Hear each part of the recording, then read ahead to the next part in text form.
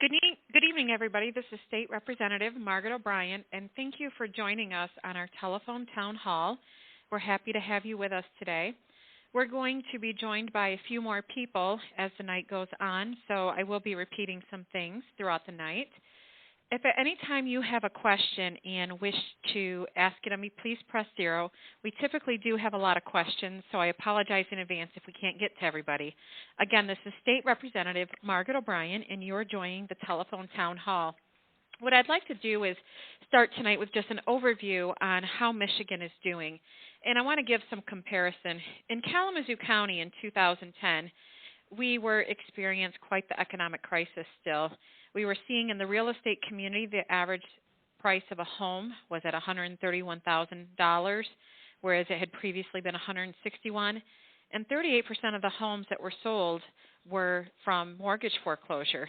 You compare that to today, when the average price of a home is $149,000, and we have seen a great drop in mortgage foreclosures. So we've seen where the economy has gotten better in some respects. Again, for those who are joining us, this is State Representative Margaret O'Brien, and please press 0 if you realize that you have a question you'd like to ask, and we will try to get to you tonight.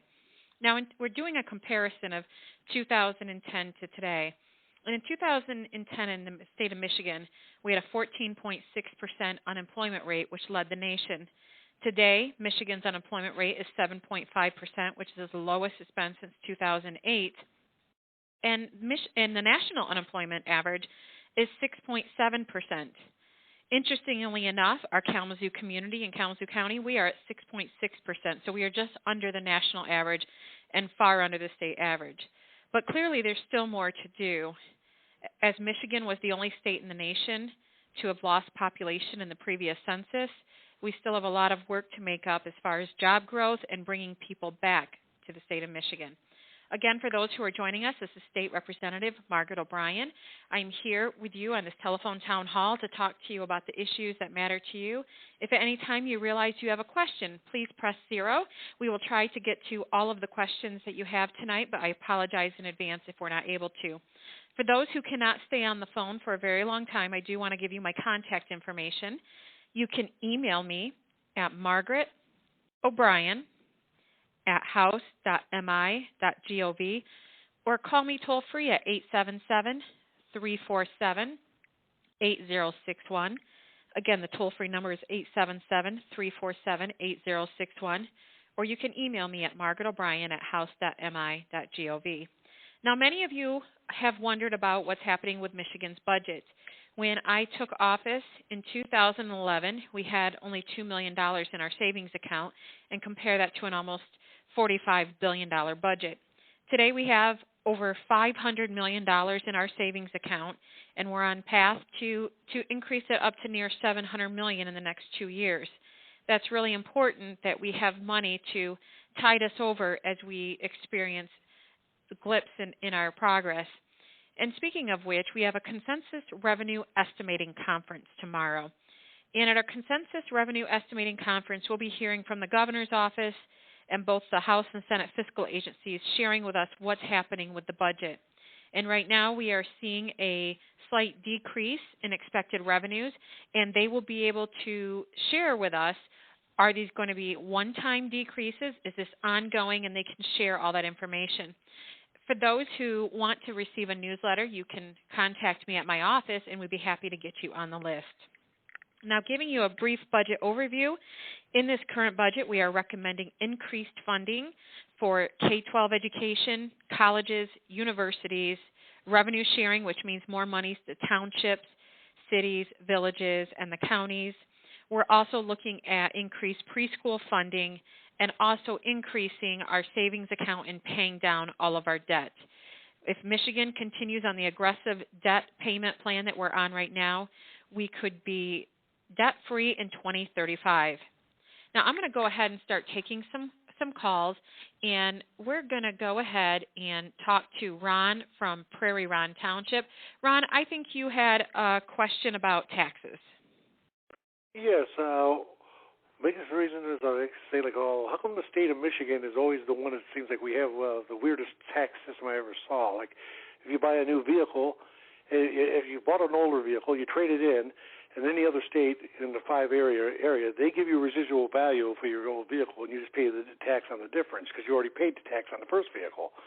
Michigan taxes you on the full top amount, and it's like like slapping the consumer in the face for not getting for buying from it in the state of Michigan. It's like weird. I mean, because I'm using by history because my father bought one 10 years ago. He bought it in Indiana because he could only find that vehicle there. But he paid, he registered in Michigan. He knew he had to pay the tax. The dealer goes, well, how do I collect it? And they goes, 6%. And he goes, well, no, do I pay it on the difference like we do, like from what I'm trading you in, or do I do it on the full amount? Michigan does it on the full amount. Why is that? Well, Ron, that is a great. Ron, that is a great question, and I really appreciate you asking the question. We actually dealt with this legislation last year, and I think you'll be happy to know we did change the law. And for those who are asking, prior to last year, Michigan would charge the sales tax on the full value, even if you had traded in your own vehicle. So let's say a new car cost $20,000. You traded in a car and got a $5,000 credit, so you only paid $15,000 out of your pocket. Well, in Michigan previously, you would be charged sales tax on the whole $20,000. We did change the law last year so that Michigan joins the vast majority of the states in only charging sales tax on the difference. So we did change that, and I really appreciate, Ron, you bringing that up, and thank you for your question. Now, we do have a lot of questions, I know, coming in from a number of people, but I did want to talk about what we're doing with roads. Roads have been one of the biggest questions I get everywhere I go. Are we spending more money on roads, and what's our long-term plan? Well, our first step as a legislature was we allocated over $300 million of one-time funds to roads for this calendar year. And so you've seen, I think if you live in Portage, you've seen the cones that are on Portage Road south of I-94, and that is one of the projects that's being funded through the allocations. But we have funded to all of the communities through our road funding formula money to help with the bad winter that we were experiencing. We also have passed out of the House a plan to allocate certain portions of our income directly to roads. So there's not a question of where should we spend it, but directly allocating money to roads. And that's in response to what you've had concerns about.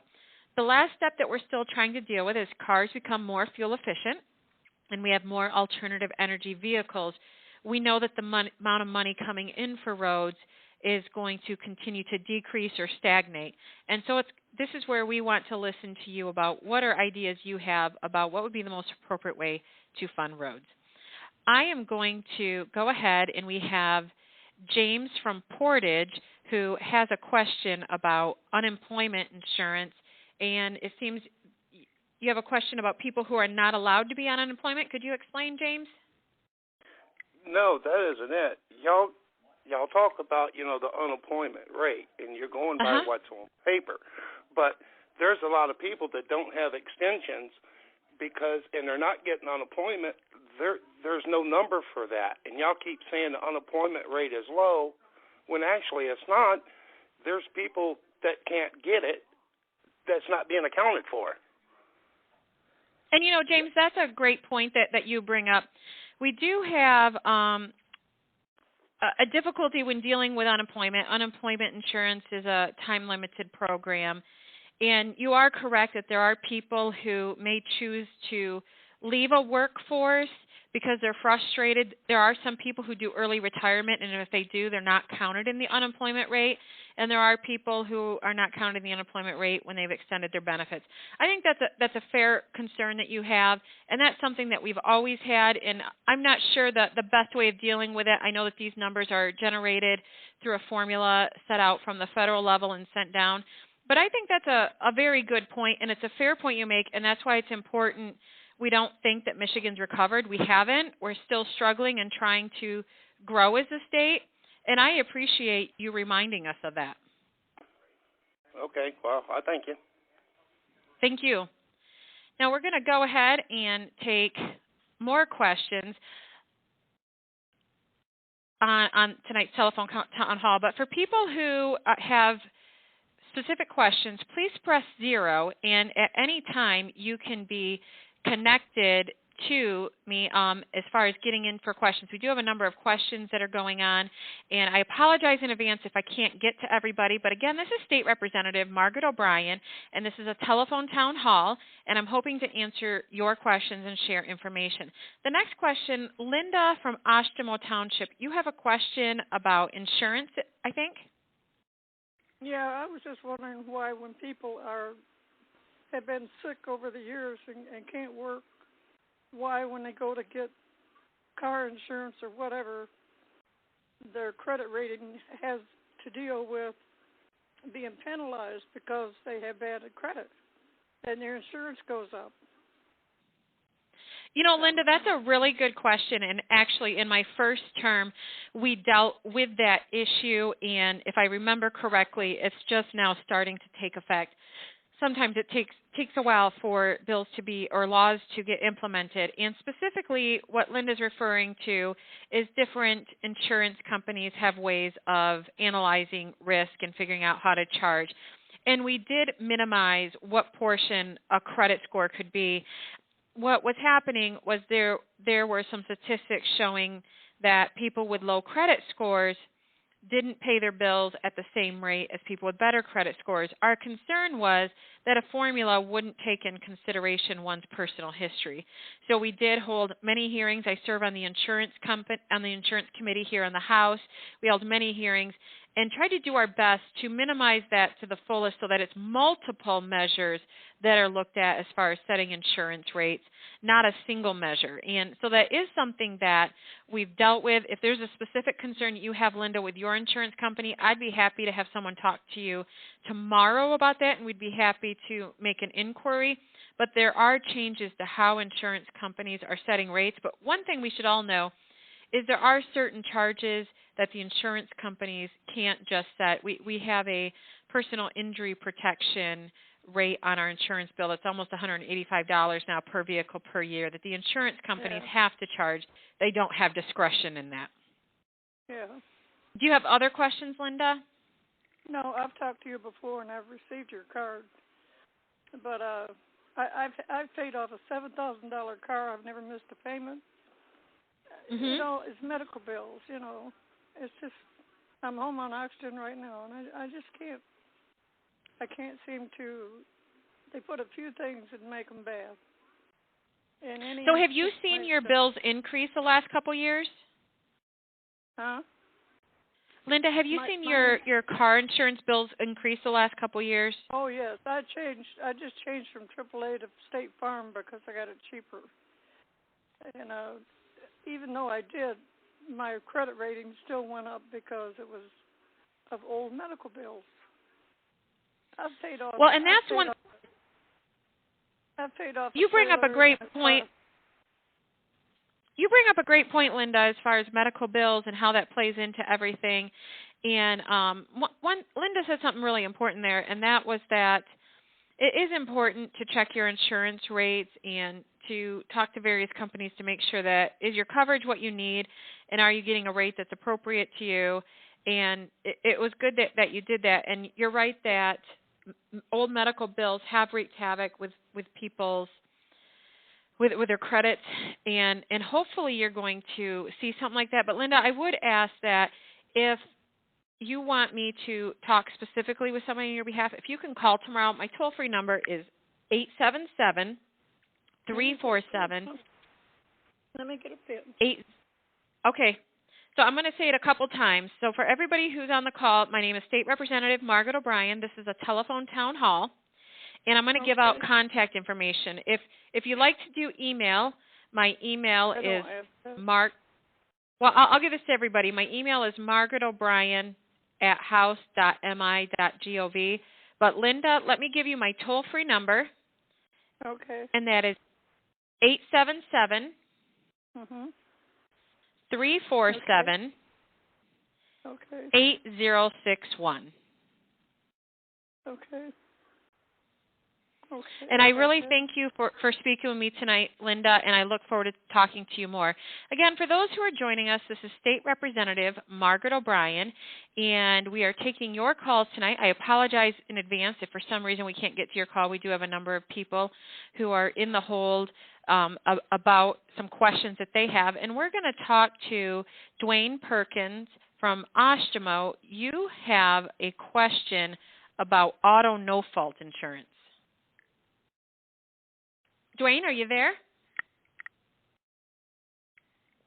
Well, I think we may have lost Dwayne, who had a question about auto no-fault, and it appeared the question was, why are our rates the highest in the country?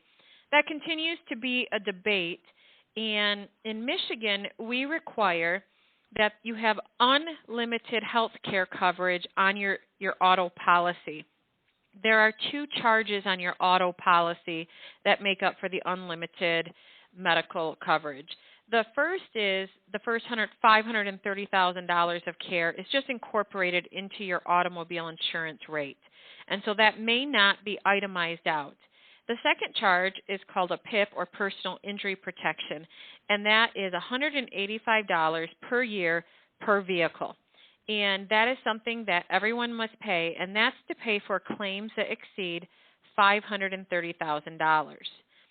And that is a number that is regulated by the Michigan Catastrophic Claims Association. They recommend the rate to the insurance commissioner, who looks at the data and sees if that is backed up by the math and the actuarial formulas, and then if it is, then it goes on to our auto insurance bills. Now, for those who are joining us, this is State Representative Margaret O'Brien, and you can contact me anytime at 877-347-8061. That's my phone number. If you have a question tonight, please press 0. We do have a number of calls, so I apologize in advance if I am not able to get to your call. We have a question from Kathy. You had a question about your insurance when you turned 65. Can you explain more? Yes, I guess that's me. Yes, Kathy. Yes. I worked for a local hospital, and I was awarded Social Security disability. And when I turned 65, my insurance coverage changed with no explanation, with not anything. I have called everyone that I know, up to including the chief person that is responsible for coverage at the local hospital, and I can't get any resolution. From what I know and from what I've been told, that you can't change Medicare coverage in the middle of the year. And so I've been dealing with this. I am now 65, now 66, almost 67, and I can't get any resolution of this issue. Now, Kathy, your question's probably going to be a little bit more complicated, and I'm thinking we may not be able to address it totally tonight. I am wondering if I could ask you to call tomorrow or email so we could call you.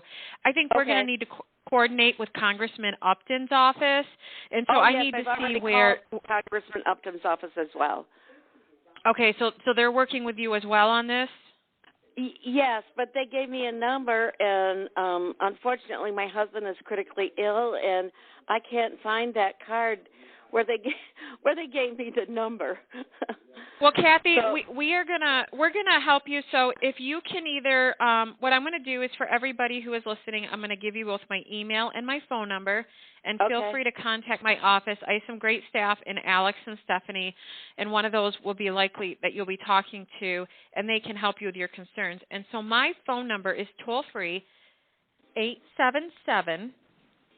877-347-8061. Again, that's 877-347-8061. And my email address is margaretobrien@house.mi.gov. And so please call me tomorrow, Kathy, because I think this is something we need to coordinate with Congressman Upton's office, and I'm sorry about your husband. I know. It's just, oh my gosh. Well, it's just been, like the last 3 years have been the years from hell that are really the years from hell.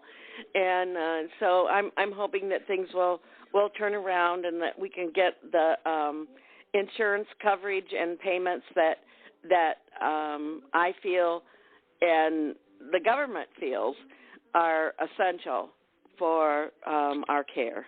So thank you very much for taking my call. Not a problem. I look forward to talking to you, and thank you, Kathy. It's so hard when you have a loved one that's suffering and you're trying to deal with medical expenses at the same time.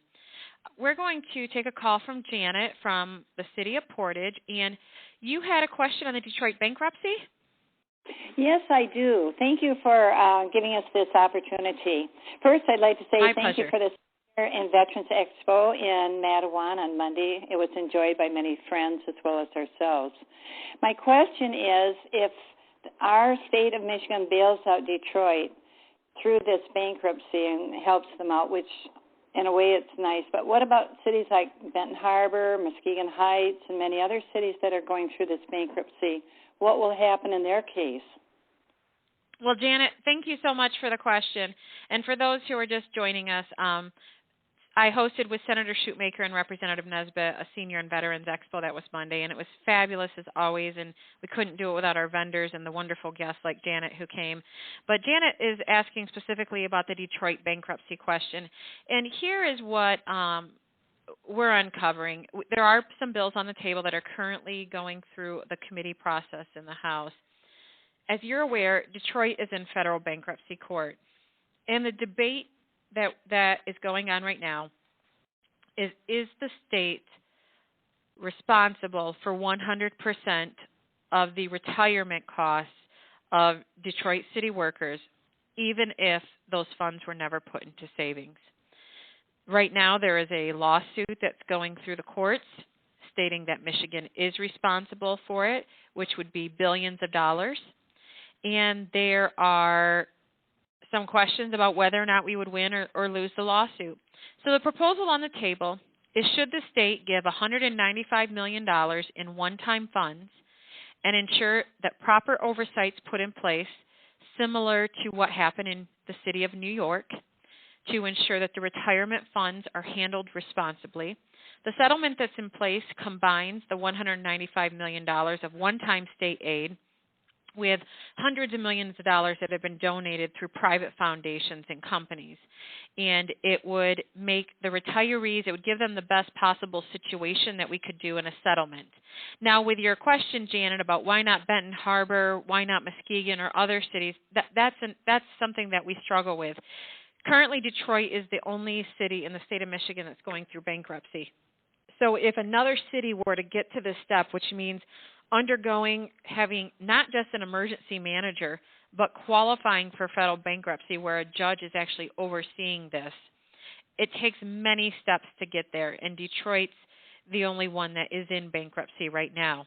And so if any other city wanted to get state assistance to deal with some of the poor financial planning decisions of the past, they would be basically giving up all control, and under this proposal, it would be an oversight committee put in for the next 20 years to ensure that the city council members and the mayor are being the proper stewards.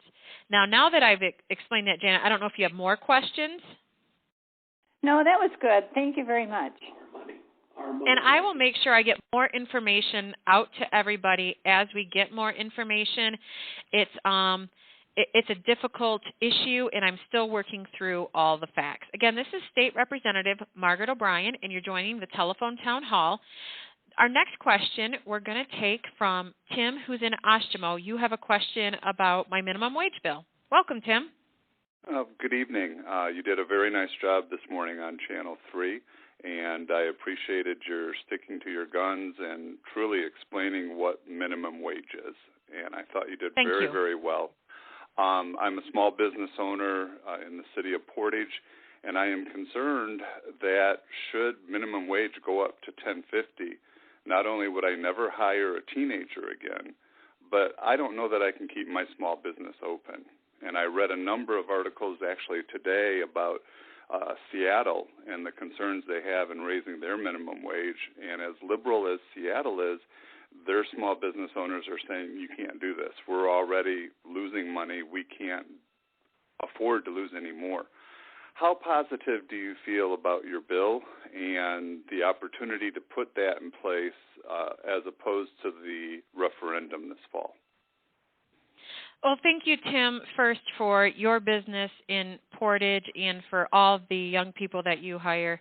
I know exactly where your business is. I've been to it, and your employees do a great job. What Tim's referring to is right now there has been several different pieces of legislation introduced to change the minimum wage, but not to do it at the same level that the referendum would. As I've been talking to people who have concerns about minimum wage, we acknowledge that we need to look at that issue and debate it. But if we increase the minimum wage to $10.10, that will be an increase of almost 40%. And if you think about it, when you increase the minimum wage, that has a trickle-up effect that we often don't think about. The people at the highest end of the scale say, well, the lowest end of the scale got a 40% increase, where's my 40% increase? But most importantly, what we forget is minimum wage jobs are meant to be an entrance into the workforce, not a permanent place to stay. And so for those who have entered into a minimum wage job and are stuck, they're struggling to raise a family, there's more that we have to do. And it's not raise the minimum wage, because that's not going to be an end goal. What we really have to do is look at educational opportunities, vocational training. We have to help people get the skills and the education they need so their earning power can increase through their valued skills that they can offer an employer. When we increase the minimum wage, the first group of people who always suffer are those who have the least amount of skills to offer an employer, those who take those entry-level jobs. That typically tends to be our young people. I have 2 teenagers, so they tend to fall out of the workforce right away, which means it's harder for them to get a job as they become 21, 22, 23, because they have never been able to get a job. The second group of people who suffer are the people who unfortunately have chronically been at that minimum wage job and haven't had the opportunity to get the extra training or education that they need to move up the ladder and to get a better job that would be one to support a family. I'm very optimistic that at least one of the 3 bills in Lansing that are currently being debated will get some scrutiny and hearings and will be voted on. It's really important that we understand that if we increase the minimum wage too high, it will actually cost Michigan jobs. And economists are right now stating if we move it to $10.10, that will cost Michigan over 100,000 jobs. And when you take out the entry-level jobs, then you start again seeing the trickle up, because you've increased costs at the bottom end, you're going to increase costs all the way up. And so I'm hopeful that we're going to continue to have dialogue. I know the Senate is actively hearing 2 bills that they have over there, and it's very important that we understand that raising the minimum wage is not going to be a solution to end everything, but rather through education and training, that's what we can do, and we don't want to keep people's best way to enter the workforce. So, Tim, I don't know if you have more questions off of that or not. One quick question. Do any of those bills... And so anybody who has questions on minimum wage, feel free to contact my office. Again, State Representative Margaret O'Brien, 877-347-8061 is my phone number. Margaret O'Brien at house.mi.gov. And we do have a number of people who want to ask a question. Please press 0 if you want to ask a question, but I will tell you we do have quite a long line of people asking questions, and it's our hope we're able to get to everybody. Now, I have James from Oshtemo who has a question about homestead taxation. Welcome, James. Yes, I'd like to question a little bit about that. James, are you still on the line? Well, I don't think James is on the line right now. He had a question about homestead taxes. And just for people who aren't sure what homestead taxes are, they're often called principal residence exemption. And the principal residence exemption is something that you can qualify for on your primary residence. And I don't know if that's what your question was, James. You can always press 0 if something was going on and try to get back in, but I'm not sure exactly what the question is. Now, we have Chelsea from Portage who had a question about education funding. Yes. Hi, Margaret. Thank you so much. I think we're having a problem right now with our questions. So hello? Can you hear me? I think we're having some problems on my end about me hearing the question, so I apologize. So maybe what I'm going to do is I will go ahead and just start looking at the questions that the screeners, the call screeners have put in and just start answering that way. So Chelsea, you're asking about what are we doing for K-12 funding. And this year, for the third year in a row, the legislature has recommended an increase in K-12 funding. Now, there's two ways that increase is going to be going on. One is through the actual, within the classroom, you see per pupil funding increases. But what many people don't see is that the retirement system for the teachers, the benefits they were promised, hadn't been funded appropriately in the past. And so what we're going to be doing is we are continuing to fund the retirement system for the teachers, and we're going to continue to make sure that we fulfill promises that were made. So we're putting money into two pots specifically on K-12 funding. We have the retirement side, and we have the classroom side. So that's what we're working on right now. And again, for those who are listening in, we are having some problems with me being able to hear any questions. So I'm just going to read some of the questions that the screeners have put in and see if I can answer those. Now, we have Marvin from Texas. Marvin, I am going to see if there is any way we can hear you, and I apologize. Marvin, are you there? Yeah. Hello? I guess you're not hearing me. Could you repeat that, Marvin? I've been trying to talk, but you're not hearing me. I'm hearing you right now. Oh, okay. Well, thank you. I got this problem with this deregulation. I sent a letter to you, and you sent an answer, and I didn't explain anything as how I'm going to get any benefits from deregulating the power company when there's only one line that goes by my house.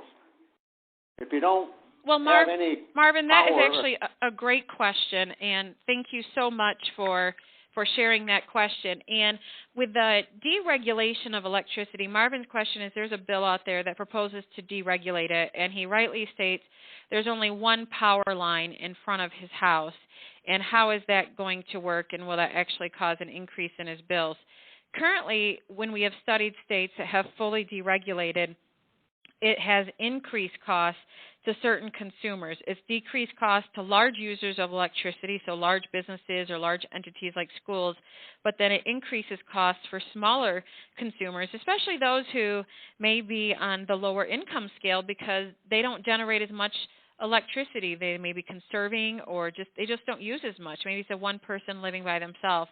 And so we do have some grave concerns about just trying to deregulate the market because the infrastructure is not there, and we're worried that that will actually increase the cost for those who are not considered a desirable customer. Maybe I would not be considered a desirable customer, and my costs would increase by other people going on to onto other companies. So again, we're still experiencing some technical difficulties. So we're trying to work on this. So my apologies about that. I'm going to continue to read the questions that the people have had. So we have Denise from Ostramo who has a medical insurance question about why do hospitals and doctors bill the insurance company such high amounts and then negotiate it down, but individuals are getting charged the higher fee with no negotiating power. Denise, I have to say that you're absolutely right on that, and it's been a struggle. We've had a number of hearings where we've tried working with our health care providers, and they're still working through it. I would say with the Affordable Care Act, there's more regulation, which often makes it difficult for you and I to deal with. And so we're continuing to try to see what we can do to bring transparency into the system. But having been somebody who had my own insurance, I didn't have it through an employer, I saw exactly what you were talking about, which is you're not able to negotiate down that amount for that service, and that's a huge frustration for us. And most of healthcare is actually regulated by the federal government. There's some limits that the state has, but it's something that we want to continue to shine on transparency. I encourage everyone to talk to their health care providers and see what they can do. Now, we do have a question from Joe, who is questioning about a summons for jury duty every year when she's a senior citizen who cannot drive most places. Well, there are two types of ways that you can have jury duty, and jury duty is both at the federal and at the county level. What I would do is encourage you to contact your county court if that's where you're getting a jury summons and explain to them your particular needs, because they do have provisions to deal with people who don't have transportation or are unable to get there. So I would encourage you to call the county. Now, the federal courts have their own jury system summons, and often they're a little bit more flexible, and I would urge you to contact the federal government if you get a summons from them and work with them about how to get off their list if it's possible, or to not have to serve in that jury. Now, interestingly enough, with jury duties, oftentimes when you're called, you never actually get called to sit on a trial. But I would say that both the county and the federal government have been helpful, and if for some reason you're not able to deal with your jury duty situation, feel free to call me. We're happy to try to find the right person to connect with. Again, this is State Representative Margaret O'Brien. My toll-free telephone number is 877-347-8061, 877-347-8061, and we're going to continue to take your calls.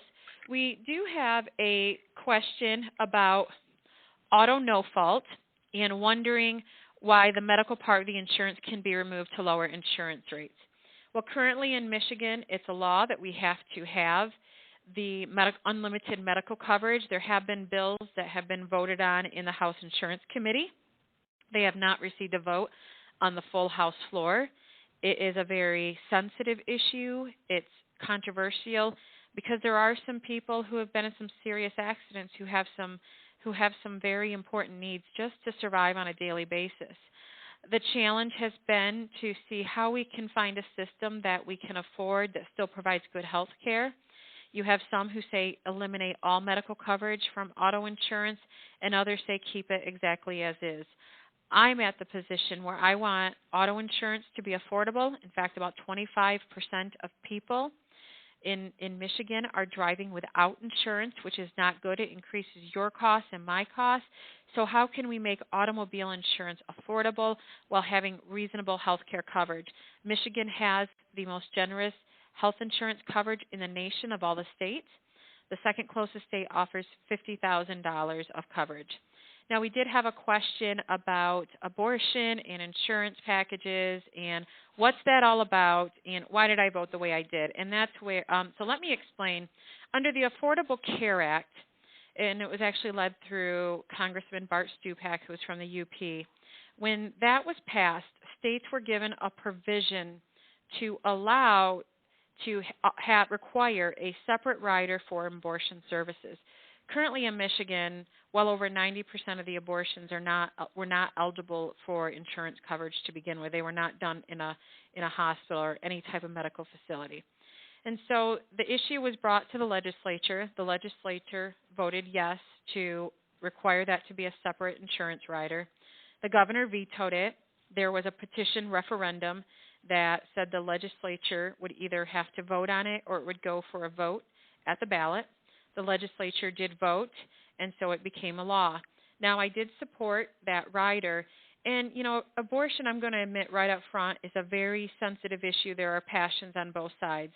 And my goal isn't to change your mind. It's to understand it's a very personal issue. And I do believe in life at the moment of conception, and so there I voted for my faith and my beliefs. Now, one thing that I do want to talk about, there are so many pressing issues that we all face, including women and moms. We have issues with getting primary care access, and we have issues with trying to afford our prescriptions and our co-pays. Those are the pressing needs that I think we can all band about. So instead of having the conversation on the one issue that divides people, let's talk about all the issues about women's health care that really unites people, whether it's ensuring mammograms or it's ensuring that we have access to primary care, that we can afford our prescriptions. Those are the things that we really need to be talking about. And interestingly enough, we we know that very little research money is actually directed towards women's issues, whereas there's more money spent on men's issues. And I'll take heart disease as one. We don't have as much money being spent on women's heart disease. It's being spent on men's heart disease. And women's heart disease has many different symptoms than what men do. Men have very common heart attack symptoms. Women don't. It's very unique. And so it's a little bit of a struggle with some of our women's health issues. And that's where I've been trying to work in a bipartisan fashion to work with my colleagues across the aisle on issues that affect most of us where we can all agree. Now, again, if you're still on the call, this is State Representative Margaret O'Brien. I do apologize. We've had some technical issues. You've been able to get your questions into the screener, but for some reason it's not coming through on my line, so I apologize. So I'm continuing to read the questions that we're getting. I'm going to give you just a brief budget overview. Again, we are on track to pass a budget by June 1st, and this budget will again be balanced. Both the House and Senate have voted out individual budgets, and now they're going to be going to a conference committee, and the conference committee is going to try to work out negotiations. Unlike the federal government, we must again then vote on the budgets. So the budgets are not a done deal. There are parts of the Senate budget that some like more than the House and vice versa. Our goal is to find a mutually agreeable budget that's sustainable, does not increase our debt, pays down debt, and will fund our priorities. And within that budget, we see an increase to K-12 education, universities, community colleges, our townships, cities, counties, and roads.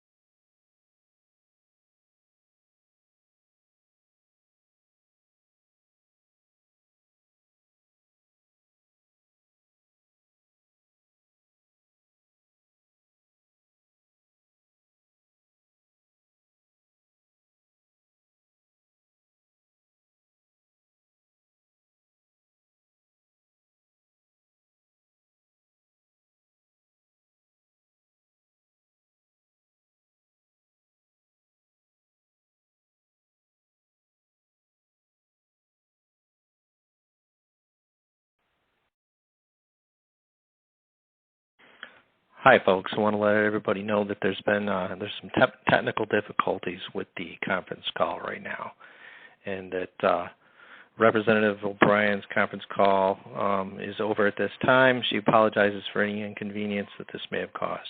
Thank you.